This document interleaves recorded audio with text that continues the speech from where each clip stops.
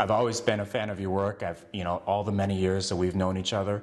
So happy that you have decided to help and join me here at United States Gold Bureau in helping to promote what I think is the greatest hobby on earth.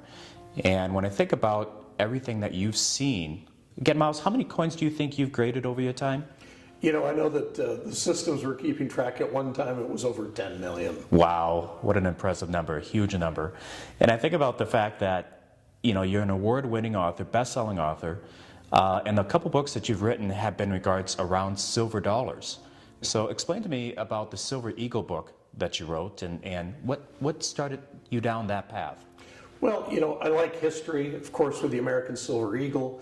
That was a coin that was, the bill was signed by Ronald Reagan in 1985.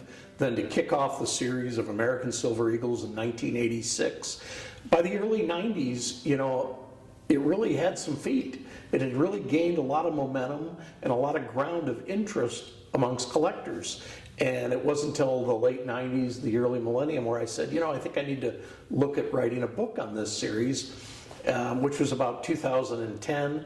I co-authored that with John Mercanti, the chief engraver of the United States Mint.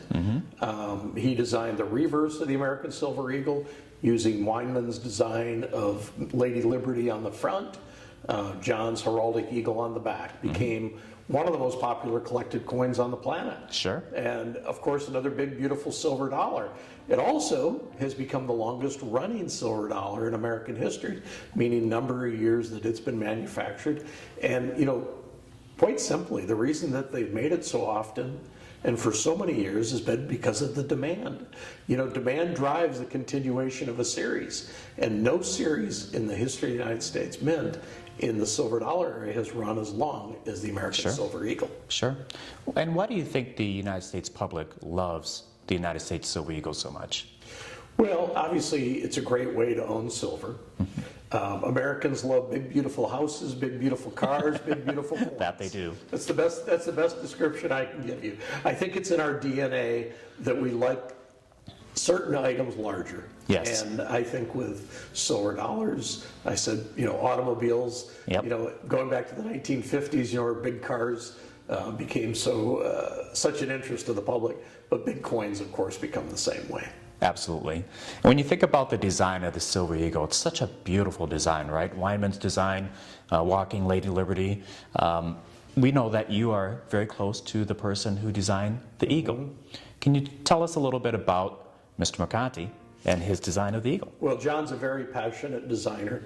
I've worked with John now for over a dozen years, and we've had a lot of fun together.